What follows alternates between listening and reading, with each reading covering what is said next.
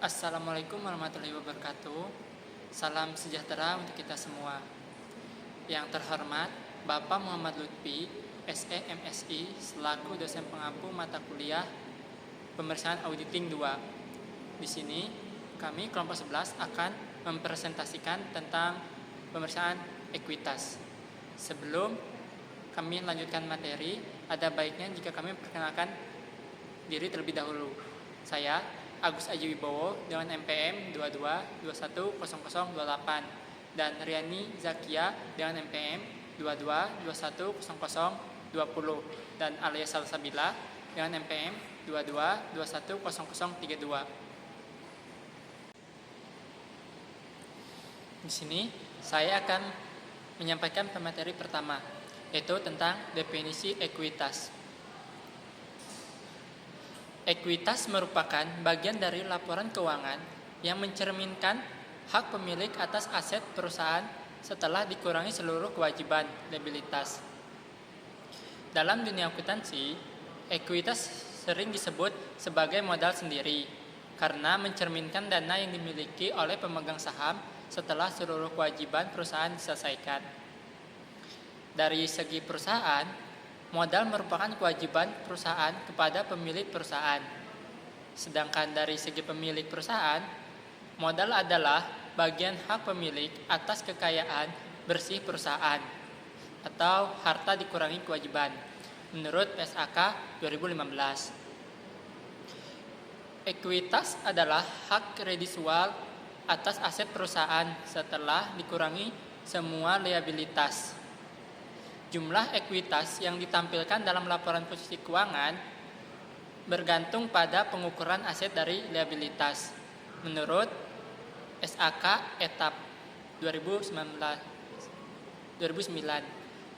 Ekuitas sebagai bagian hak pemilik dalam entitas harus dilaporkan sedemikian rupa sehingga memberikan informasi mengenai sumbernya secara jelas dan disajikan sesuai dengan peraturan perundang-undangan dan akta pendirian yang berlaku perseroan terbatas PT. Modal perseroan terbatas terdiri atas saham. Tanggung jawab perseroan terbatas pada jumlah modal saham yang disetor jika perseroan terbatas telah disahkan Menteri Kehakiman dan Hak Asasi Manusia. Akuntansi ekuitas untuk badan usaha berbentuk PT. Modal saham meliputi saham referen, saham biasa, dan akun tambahan modal disetor. Selanjutnya, materi akan dilanjutkan oleh Alia Salsabila.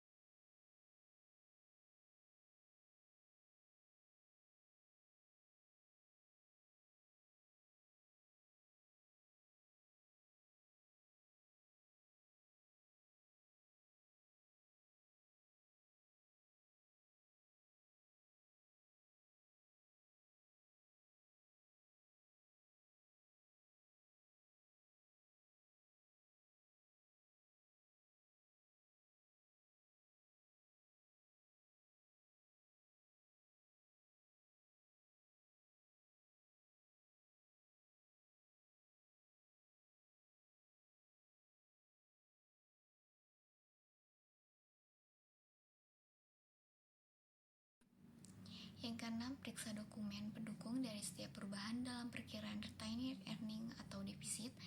Yang ketujuh, seandainya ada pembagian dividen, periksa apakah yang pertama, dividen dibagikan dalam bentuk cash dividen, stok dividen, atau properti dividen. Yang kedua, pencatatannya sudah benar pada waktu deklarasi dividen maupun ada pembayaran dividen. Yang ketiga, sudah diotorisasi oleh pejabat perusahaan yang berwenang melalui non-rapat direksi dan rapat umum pemegang saham. Yang keempat, aspek perpajakannya sudah sesuai dengan peraturan perpajakan yang berlaku. Selanjutnya akan disampaikan oleh Riani Zakia. Baiklah, saya akan melanjutkan materi dari Alea. Yang ke-8, periksa apakah akumulasi perusahaan mencapai 75% dari modal di store. Yang ke-9, periksa dokumen pendukung dari setiap perubahan dalam perkiraan retained earning atau defisit. Yang ke-10, seandainya ada treasury stock, maka yang pertama, periksa bukti pembelian dan otorisasinya. Yang kedua, periksa bukti penjualannya dan otorisasinya jika treasury stock dijual kembali. Yang ketiga, tanyakan kepada manajemen tujuan pembelian treasury stock, apakah untuk memperbaiki harga pasar saham perusahaan atau untuk dibagikan sebagai saham bonus. Yang keempat, perhatikan bahwa treasury stock tidak berhak atas pembagian dividen. Selanjutnya yang ke-11, periksa apakah penyajian permodalan di laporan posisi keuangan atau neraca dan kalk sudah sesuai dengan standar akumulasi keuangan etap, PSAK atau IFRS. Yang ke-12, buat kesimpulan mengenai kewajaran ekuitas. Selanjutnya, penyajian ekuitas di laporan posisi keuangan dan pengungkapan di kalk. Menurut SAK etap IAI 2009-109, penyajian modal. Penyajian modal dalam neraca dilakukan sesuai dengan ketentuan pada akta pendirian, entitas dan peraturan yang berlaku, serta menggambarkan hubungan keuangan yang ada, modal dasar, modal yang ditetapkan, dan modal yang disetor, nilai nominal, dan banyaknya saham untuk setiap jenis saham yang dinyatakan dalam neraca.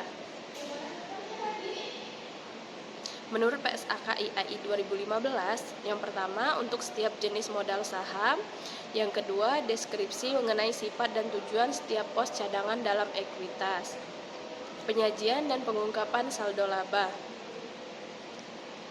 Akun ini dinyatakan terpisah dari akun modal saham.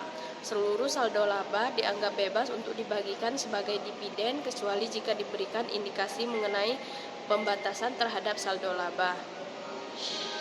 Pengungkapan saldo laba. Yang pertama, pengungkapan penjatahan atau apropi dan pemisahan saldo laba.